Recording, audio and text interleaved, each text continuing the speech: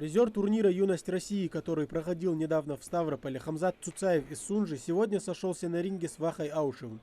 Хотя ребята и выступают в любителях, но они настоящие профессионалы своего дела. Тому доказательство грамотная тактика. Без взрывных моментов с обеих сторон не обходится. В итоге первый раунд за Хамзатом. А вот во втором и третьем раундах спортсмен из Сунжи показал весь свой арсенал. Великолепные комбинации оставляли неудел защиту соперника. И в итоге победа за Хамзатом. Весьма предсказуемый результат. Победу одержал Цуцаев Хамзат. Нормально. Тренер свел перерыв. Да. Тренер подсказал. Второй, третий, такая. Чемпионат Ингушетии по боксу среди мужчин от 19 до 40 лет собрал около 50 спортсменов из самых разных боксерских школ республики.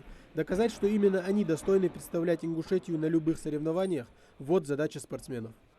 Болельщиков у нас, дай Аллах, предостаточно в Ингушетии. Единоборство все любят.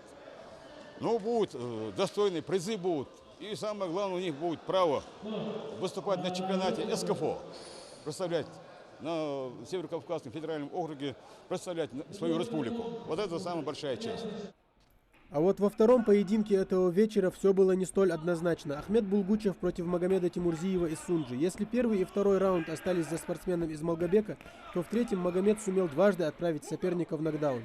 Еще один такой удар и победа была бы за сунжинским боксером. Но в итоге со счетом 2-1 по итогам трехраундового противостояния победу одержал Ахмед Булгучев.